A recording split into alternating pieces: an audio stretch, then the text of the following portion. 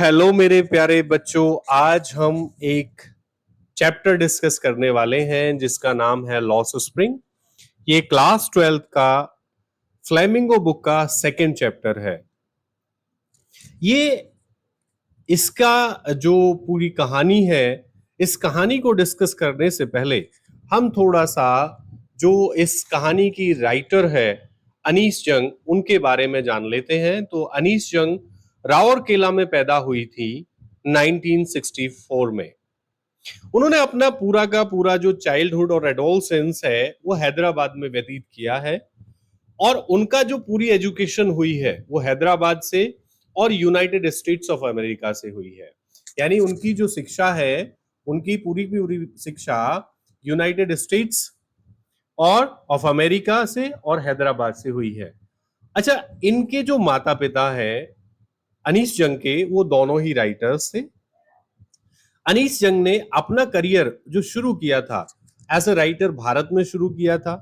उन्होंने पहले न्यूज़पेपर के एडिटर के रूप में काम किया, कॉलमिस्ट के रूप में काम किया, ठीक है। और भारत में ही नहीं बल्कि विदेशों में भी उन्होंने बहुत सारी किताबें लिखी। अच्छा, ये जो आप पढ़ने वाले हो, ये जो कहानी पढ़ने वाले हो, ये एक पूरे वर्क का हिस्सा है, एक पूरी किताब का एक हिस्सा है, एक्सर्प्ट है। और उस किताब का जो टाइटल है वो टाइटल है lost spring, stories of stolen childhood. यानी ऐसा बचपन जिसका चाइल्डहुड चुरा लिया गया हो, ऐसी कहानी उन बच्चों के बारे में जिनका बचपन छीन लिया गया हो या चुरा लिया गया हो। Here she analyzes the grinding poverty। यहां पर वो जो पीस देने वाली गरीबी है उसके बारे में विश्लेषण करती हैं, उन परंपराओं के बारे में जो परंपराएं इन बच्चों को शोषण को जन्म देती हैं या इन बच्चों को शोषित रहने के लिए मजबूर करती हैं। आओ बच्चों, आज इस कहानी को पढ़ते हैं और इस कहानी के बारे में पहले थोड़ा सा जान लेते हैं कि ये कहानी है क्या। तो ये कहानी है, आप थोड़ा सा समझेंगे तो पता चलेगा कि जो राइटर है वो हर सेल्फ वो कहीं अपने ऑफिस को पढ़ने जाती है, और जब ऑफिस को जाती है तो रास्ते में उसको कुछ बच्चों का समूह मिलता है, एक बच्चों का ग्रुप मिलता है। उस ग्रुप के जो बच्चे हैं वो सारे के सारे क्या करते हैं कि वो कचरे के ढेर में कुछ ना कुछ ढूंढते रहते हैं हमेशा। अब ऐसा देख करके जो राइटर है उसके मन में क्वेश्चन आता है कि भाई, आप इस कचरे के ढेर में क्या करते हो, क्यों करते हो भाई। तो एक बच्चा है जिसका नाम राइटर ने यहां मेंशन किया है, साहिब आलम। वो कहता है कि जी हम इस काम को इसलिए करते हैं क्योंकि हमारे पास और कुछ करने के लिए है ही नहीं। तो जो राइटर है वो उसको सुझाव देती है कि भाई आप स्कूल जाया करो, स्कूल क्यों नहीं जाते हो। तो वो जो बच्चा है वो कहता है कि भाई मैं स्कूल कैसे चला जाऊं, मैं स्कूल तभी तो जाऊंगा जब मेरे आस पड़ोस में कोई स्कूल होगा, यहाँ तो कोई स्कूल है ही नहीं। और जब स्कूल है नहीं तो मैं कौन से स्कूल में चला जाऊं और कैसे चला जाऊंगा स्कूल में। अब इसके बाद में जो जो ये राइटर है, ये राइटर इन बच्चों की जो वेशभूषा है उसको देखती है, वो कैसे फटे हुए कपड़े पहने हुए हैं, किस तरह की चप्पलें वो पहनते हैं, चप्पलें नहीं पहनते बल्कि वो नंगे पैर रहते हैं। और अगर किसी के पास जूते हैं भी तो वो जूते बेमेल जूते हैं, यानी कि वो जूता एक पैर में किसी दूसरे तरह का है और एक पैर में किसी दूसरे तरह का है, अलग अलग तरह के जूते हैं। अब ऐसी सिचुएशन को देख करके राइटर तय करती है कि इन बच्चों की आवाज बन करके वो इन बच्चों के बारे में इस समाज को बताए। तो ऐसा करने के लिए वो इस पूरे चैप्टर को लिखती है, और इस चैप्टर की कहानी जानने के लिए हम इस चैप्टर को आगे पढ़ते हैं। तो देखते हैं, समटाइम्स आई फाइंड अ रूपी इन द गार्बेज। कभी कभी मुझे गार्बेज में यानी कचरे में 1 रुपया भी मिल जाता है। तो राइटर कहती है कि why do you do this, I ask Saheb whom I encounter every morning scrounging for gold in the garbage dumps of my neighborhood। मैं उनमें से पूछती हूं कि भाई ऐसा क्यों करते हो। साहेब आलम साहिब आलम जिसका मैं नाम बता रहा हूं, तो उससे पूछती है। और वो साहिब आलम कौन है? जो इन्हें हर सुबह मिलता है, क्या करते हुए? स्क्राउजिंग for gold.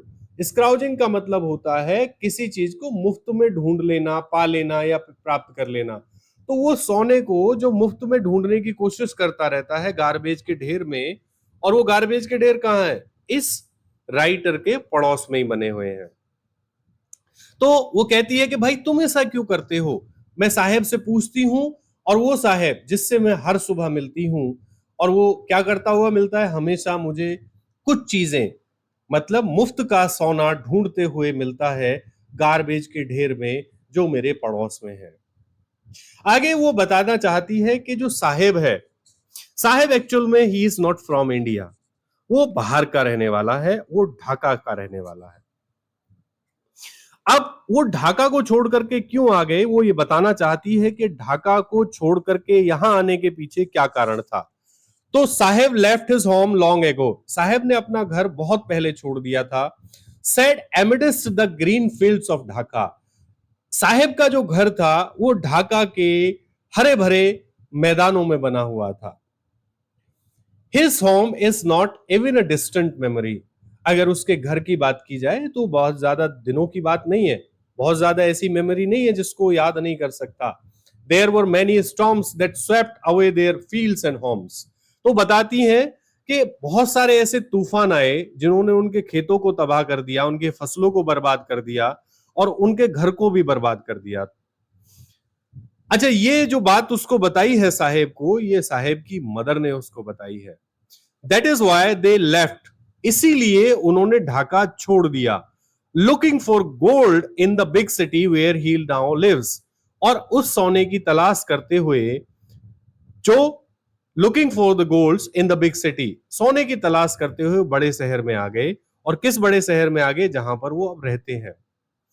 I have nothing else to do, he mutters. Sahib Alam उनसे बताता है, जब मैम पूछती है, फिर से हम यहीं से शुरू करते हैं कि why do you do this, तुम ये करते क्यों हो भाई? तो साहिब आलम उत्तर में कहता है कि I have nothing else to do, मेरे पास और कुछ करने के लिए है नहीं। ही मटर्स, वो बुदबुदाते हुए कहता है। लुकिंग अवे, मतलब वो नजरें नहीं मिलाता बल्कि कहीं दूर देख रहा होता है, दूसरी तरफ देख रहा होता है। गो to school, I say glibly, realising immediately how hollow the advice must sound. अब ये जो राइटर है, ये साहेब से कहती है कि भाई स्कूल जाया करो। स्कूल क्यों नहीं जाते हो? तुम्हारी उम्र तो पढ़ने की है। आई से ग्लिबली, ग्लिबली का मतलब होता है तेजी से या सफाई से, मैं उससे कहती हूँ। रियलाइजिंग, लेकिन तुरंत ही मुझे एहसास हो जाता है कि मेरी जो सलाह है वो कितनी खोखली है। अब आगे जो साहेब है वो बताता है कि there is no school in my neighbourhood, मेरे पड़ोस में तो कोई भी स्कूल नहीं है। When they build one I will go, जैसे ही कोई स्कूल बना देगा मैं चला जाऊंगा, मैं स्कूल जाना शुरू कर दूंगा। If I start a school will you come, I ask half joking. मैंने उससे मजाक में पूछा, क्या, कि भाई अगर मैं स्कूल बनाऊंगी तो क्या तुम मेरे स्कूल आओगे? Yes, he says, smiling broadly. वो बड़े बड़े स्माइल देते हुए कहता है कि हाँ जरूर आऊंगा। A few days later I see him running up to me, is your school ready. अब ये जो बच्चा है साहिब आलम कुछ दिनों बाद फिर मिलता है, और मिलने के बाद में ये तुरंत दौड़ करके मैडम के पास में जाता है जो राइटर है, और उनसे कहता है कि क्या आपका स्कूल तैयार है? तो अब जो राइटर है वो जवाब देती हैं कि it takes longer to build a school. भाई स्कूल बनाने में बहुत समय लगता है। आई से, मैं उसे बताती हूँ, embarrassed at having made a promise that was not meant। ऐसा मैंने उससे वायदा किया था जिसका कोई मतलब ही नहीं था, और इस वायदे से मैं बहुत शर्मिंदा थी। But promises like mine abound in every corner of his bleak world। अब वो कह रही है कि परंतु मेरे जैसा वायदे, जैसा वायदा मैंने किया था, ऐसे वायदे तो उसकी दुनिया के, उसकी बेरंग दुनिया के, ब्लीक का मतलब होता है बेरंग दुनिया, ब्लीक वर्ल्ड, है ना, उसकी जो बेरंग दुनिया है, ऐसी दुनिया जो बेरंग है उसमें बहुत सारे वायदे ऐसे तो भरे पड़े हैं, बहुत सारे लोगों ने ऐसे वायदे किए हैं। After months of knowing him, महीनों तक जानने के बाद में, I ask him his name, मैंने उससे उसका नाम पूछा तो उसने बताया साहिब आलम। क्या बताया उसने नाम? मेरा नाम क्या है? Sahib Alam. He does not know what it means. ये जो बच्चा है साहिब आलम, ये इसका मतलब नहीं जानता कि साहिब आलम का मतलब क्या है। अगर वो जानता, if he new it's meaning, इसका मतलब अगर वो जानता या जान पाता, तो इसका मतलब है लॉर्ड ऑफ द यूनिवर्स, यानी ब्रह्मांड का Lord, Swami. He would have a hard time believing it. परंतु ऐसा, इस बात का विश्वास करने के लिए तो उसका बड़ा हार्ड टाइम चल रहा है, बड़ा मुश्किल समय से गुजर रहा है, क्योंकि उसे अपनी रोजी रोटी कमाने के लिए कचरे के ढेर में से चीजें उठानी पड़ती हैं। तो अगर कोई लॉर्ड ऑफ द यूनिवर्स है, तो वो ऐसा क्यों करेगा? वो तो भाई आराम से सोएगा, आराम से खाएगा, आराम से पिएगा, बड़े बड़े महलों में रहेगा। लेकिन ये बच्चा तो जो गंदगी का ढेर है, उस ढेर से कचरा बिनता है। तो अगर ऐसे बच्चे को ये कहा जाए कि भाई तुम्हारे नाम का मतलब लॉर्ड ऑफ द यूनिवर्स है, तो क्या वो विश्वास कर पाएगा? बिल्कुल नहीं। Unaware what unaware of what his name represents, he roams the streets with his friends. इस बात से अनभिज्ञ कि उसका नाम क्या रिप्रेजेंट करता है, उसका नाम का मतलब क्या है। He roams the streets with his friends, वो अपने दोस्तों के साथ में गलियों में घूमता रहता है। The an army of barefoot boys who appear like the morning birds and disappear at noon. अब क्या है, वो उन बच्चों के साथ में घूमता रहता है जो नंगे पैर वाले बच्चे हैं। मतलब नंगे पैर वाले बच्चों की आर्मी है, उनके पास में चप्पलें नहीं है, सारे के सारे नंगे पैर घूमते हैं। और ये वो बच्चे हैं जो सुबह में पक्षियों की तरह से आते हैं और दोपहर में गायब हो जाते हैं। ओवर द मंथ्स, महीनों के बाद में, I have come to recognise each of them, मैं उनमें से प्रत्येक को पहचानने लग गई हूं। Why aren't you wearing chappals? I asked one. तो उन्हीं में से एक बच्चे से मैंने पूछा कि भाई तुम चप्पल्स क्यों नहीं पहन रहे हो? तो my mother did not bring them down from the shelf, he answers simply. तो बहुत सरलता से उत्तर देता है कि मेरी माँ उन्हें शेल्फ से उतार करके नहीं देती भाई। Even if she did, he will throw them off at another who is wearing shoes that do not match. अब एक और बच्चा है जिसने जूते पहने हुए हैं, लेकिन वो जूते ऐसे हैं कि एक पैर में किसी दूसरे तरह का जूता है और दूसरे पैर में किसी दूसरे तरह का जूता है। तो वो उसे उत्तर देता है कि भाई अगर इसकी मदर ने उतार के दे भी दिए वो चप्पलें, तो ये पहनेगा नहीं, ये फेंक देगा उन्हें। When I comment on it, अब ये जो राइटर है, ये इस बच्चे का जो ये बताता है, जिसने दो बेमेल जूते पहने हुए हैं, उनसे उसके ऊपर कमेंट करती है कि भाई क्या पहना हुआ है तुमने। तो he shuffles his feet and says nothing, तो अपने पैरों को घसीटने लग जाता है। जब किसी को कोई शर्मिंदा करता है तो स्वाभाविक रूप से ऐसी ही प्रतिक्रिया कोई भी देना शुरू कर देता है। एंड सेज नथिंग, और वो कुछ नहीं कहता है। I want shoes, says a third boy who has never owned a pair all his life. अब एक और बच्चा है जो ये कहता है कि भाई मुझे तो जूते चाहिए, है ना। तीसरा लड़का है जो ये कहता है, जिसने अपनी पूरी जिंदगी में कभी एक जोड़ी जूते उसके कभी उसको मिले ही नहीं है। Travelling across the country I have seen children walking barefoot. Bharat देश में घूमते हुए मैंने लोगों को देखा है, बच्चों को देखा है कि वो नंगे पैर घूमते हैं। इन सिटीज, शहरों में भी, ऑन विलेज रोड्स, और गांव की सड़कों पर भी।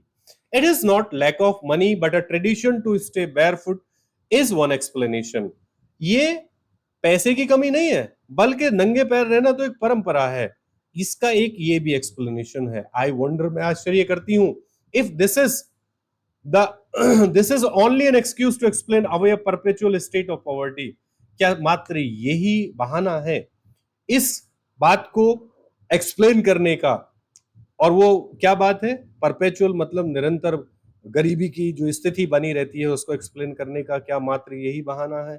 आई रिमेंबर ए स्टोरी, मुझे एक कहानी याद है। A man from Udupi once told me, एक व्यक्ति जो उडीपी से था, उसने मुझे एक बार बताई थी। एज ए यंग बॉय, वो बताता है, ये एक और दूसरी कहानी शुरू हो गई है। तो ये किस बारे में है? ये एक चप्पलों के बारे में और एक जोड़ी जूतों के बारे में है। ये अलग कहानी है, थोड़ा सा इसको समझते हैं। तो बता दी, ओडीपी से एक व्यक्ति था जिसने मुझे बताया था कि एज ए यंग बॉय, एक लड़के के रूप में, he would go to school past an old temple. वो एक पुराने मंदिर के सामने से गुजर के जाया करता था। Where his father was a priest, उस मंदिर के सामने से जिस मंदिर में उसके पिता पुजारी थे। तो क्या किया करता था बच्चा, वहां से गुजरते हुए he would stop briefly at the temple and pray for a pair of shoes. वो वहां पर एक बार मंदिर में रुक जाया करता था और भगवान से प्रार्थना किया करता था कि हे प्रभु, मेरी मनोकामना पूर्ण कर दो और मुझे एक जोड़ी जूते दिला दो। 30 years later, I visited his town and the temple, which was now drowned in an air of desolation. अब क्या है, 30 सालों बाद में मैं फिर से उस टाउन में जाती हूं जहां पर वो रहता है। तो अब क्या है, वो in an air of dissolution, dissolution का मतलब होता है वीराना। अब वो क्या हो चुका होता है, वीराना हो चुका होता है। तो वो उस मंदिर में और उस जगह पर जाती है जहां उसने वो देखा था। इन द बैकयार्ड, पीछे वाले आंगन में, where lived the new priest, जहां पर एक नया पुजारी रहता था या रहता है, there were red and white plastic chairs, वहां पर लाल और सफेद कलर की चेयर्स थी। A young boy dressed in a grey uniform, और एक जो बच्चा है छोटा सा, उसने ग्रे कलर की यूनिफॉर्म पहनी हुई है।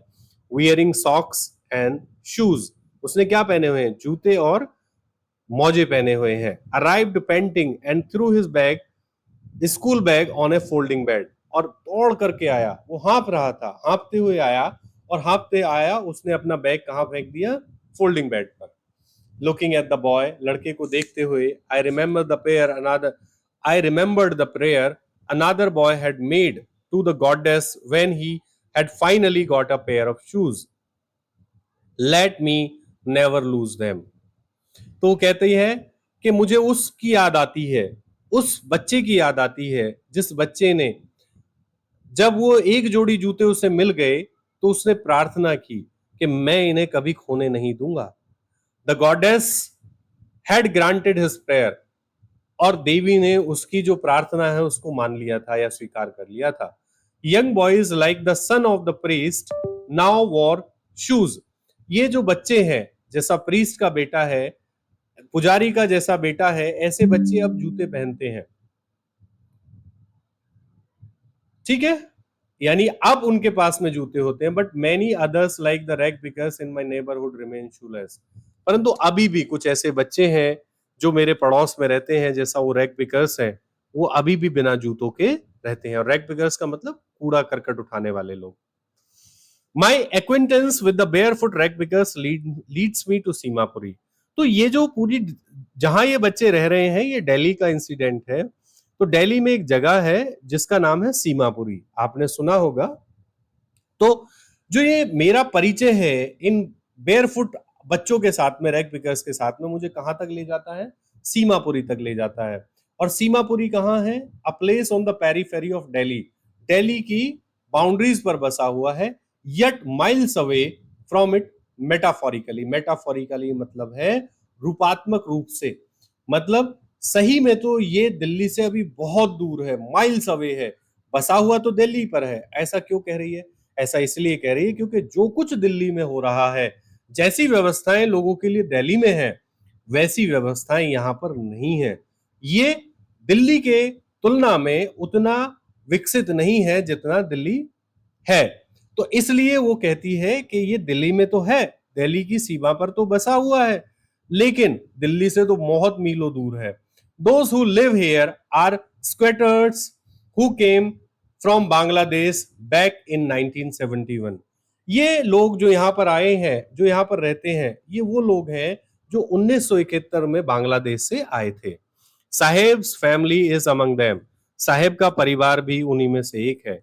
Seemapuri was then a wilderness, wilderness का मतलब होता है जंगल होना, तब सीमापुरी बिल्कुल जंगल थी। इट स्टिल इज, अभी भी है। क्यों है, but it is no longer empty, खाली नहीं है। अब वो ऐसा क्यों कहती है कि अभी भी ये जंगल है, क्योंकि अभी भी यहां पर विकास तो नहीं हुआ।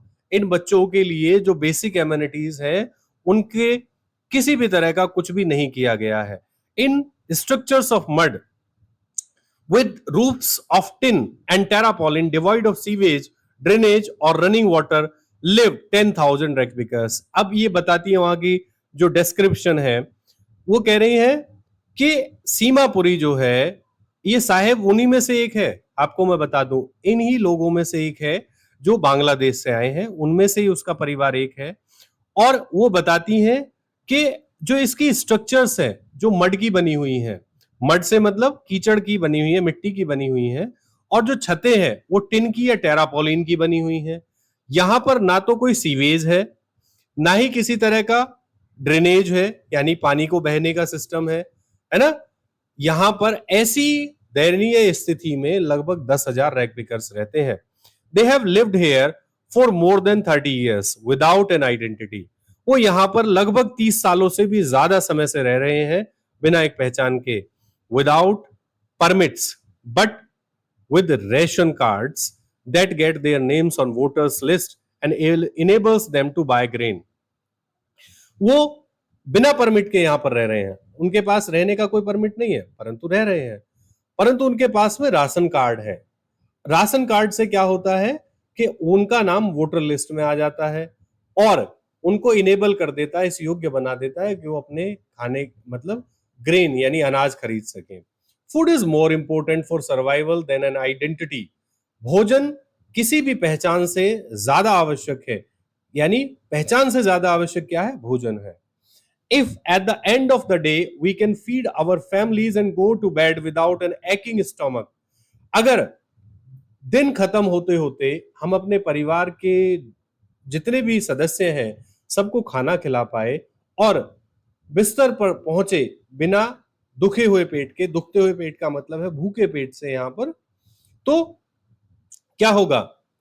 We would rather live here than in the fields that gave us no grain, say a group of women in tattered saris when I asked them why they left their beautiful land of green fields and rivers। तो अब वो कह रहे हैं कि जो हम यहाँ पर इसलिए रहना पसंद करते हैं भैया क्योंकि हमें ये क्या दे रहे हैं? अनाज यहाँ से मिल जाता है। तो ये बात कौन बता रहा है? एक महिलाओं का समूह बता रहा है जिन्होंने फटी साड़ियां पहनी हुई हैं। और जब मैं उनसे ये पूछती हूँ कि भाई तुम अपनी हरी भरी जमीन को छोड़ करके यहाँ पर क्यों आए हो, तो वो बताते हैं, जिनसे मैं ये पूछ रही हूँ कि तुम यहाँ क्यों आए हो भाई, wherever they find food, वो जहां भी कहीं उन्हें भोजन मिलता है, they pitch their tents that become transit homes. वो क्या लगा लेते हैं? अपना तंबू गाड़ लेते हैं जो उनका चलता फिरता घर बन जाता है। Children grow up in them, बच्चे उन्हीं के बीच में बड़े होते हैं। बिकमिंग पार्टनर्स इन सर्वाइवल, जो उनका जीविका कमाने में पार्टनर्स बन जाते हैं। सर्वाइवल इन सीमापुरी मीन्स रैग पिकिंग, और सीमापुरी में अगर सर्वाइवल करना है तो क्या मतलब है? रैग पिकिंग करनी है, यानी कचरा बिनना है। दो द ईयर्स, यद्यपि सालों के बाद में, it has acquired the proportions of a fine art, अब ये एक बेहतरीन कला के रूप में उभर करके आ गई है। Garbage to them is gold, उनके लिए जो कचरा है वो सोना है। It is their daily bread, इसी कचरे के कारण वो अपना रोज का खाना खा सकते हैं। A roof over their heads, उनके सिरों पर इसी कचरे के कारण छत है। Even if it is a leaking roof, तो क्या हुआ अगर ये चुच्चाती हुई छत है, यानी टपकती हुई छत है। But for a child it is even more, परंतु बच्चे के लिए तो इससे भी ज्यादा है। I sometimes find a rupee even a 10 rupees rupee note, वो कहता है, साहिब आलम कहता है कि भाई मुझे तो कभी कभी 1 रुपया भी मिल जाता है और कभी तो 10 का नोट भी मिल जाता है। हिज आईज लाइटनिंग अप, उसकी आंखें जो है चमक उठती हैं। When you can find a silver coin in a heap of garbage, you don't stop scrounging, for there is hope of finding more। क्या बताता है कि जब तुम्हें कचरे के ढेर में एक चांदी का सिक्का मिल जाए तो तुम इस मुफ्त को खोज को रोकते नहीं हो, तुम लगातार इस उम्मीद में कि और मिलेगा हमेशा ढूंढते रहते हो। It seems that for children, ऐसा प्रतीत होता है बच्चों के लिए, garbage has a meaning, garbage का भी कोई मतलब है, different from what it means to their parents. मतलब इन बच्चों के लिए इस कूड़े कूड़े करकट का जो अर्थ है वो उनके माता पिता से बिल्कुल अलग है। For children it is wrapped in wonder, बच्चों के लिए तो ये एक तरह का सरप्राइज है ना। And for Elder it is a means of survival, और बड़े जो हैं उनके लिए क्या है?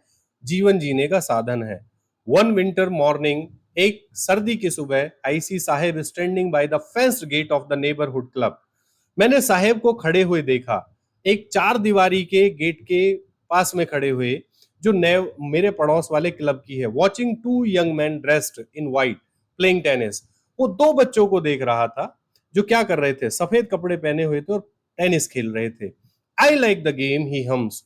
वो बुदबुदाता है कि मुझे खेलना बहुत पसंद है, ये खेल बहुत पसंद है। Content to watch it standing behind the fence. वो इसी बात से संतुष्ट है कि वो दीवार के पीछे खड़े होकर के उसको देख सकता है।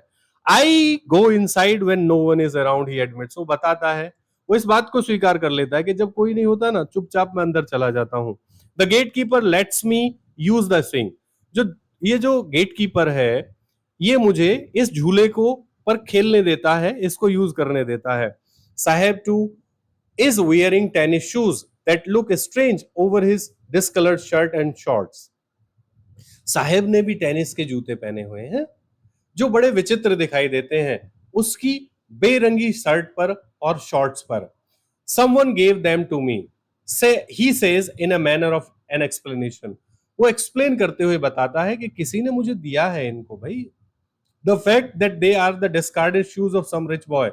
ये जो जूते मैंने पहने हुए हैं ये किसी अमीर बच्चे के हैं जिसने इन्हें त्याग दिया था। Who perhaps refuse to wear, जिसने इसलिए शायद पहनने से मना कर दिया था, because of a hole in one of them, क्योंकि उनमें से एक में छेद था। डज नॉट बॉदर हिम, परंतु ये जो छेद है इससे साहेब को कोई फर्क नहीं पड़ता। For one who has walked barefoot, वो व्यक्ति या कोई भी बच्चा जो पूरी जिंदगी नंगे पैर रहा हो, even shoes with a hole is a dream come true. एक जोड़ी जूते जिसमें भले ही छेद हो, ये तो सपने को कैसा है, पूरे होने जैसा है। But the game he is watching is intently is out of his reach, परंतु वो जिस गेम को बहुत शिद्दत से देख रहा है उसकी पहुंच से बहुत दूर है।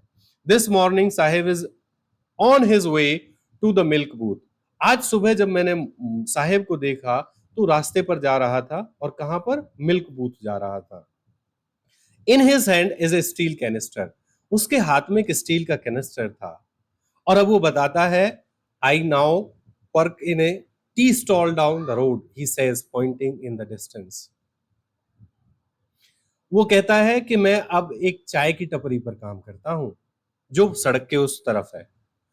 वो दूर इशारा करते हुए कहता है, I am paid 800 rupees and all my meals. मुझे 800 रुपए मिलते हैं और पूरे दिन का खाना भी मिलता है।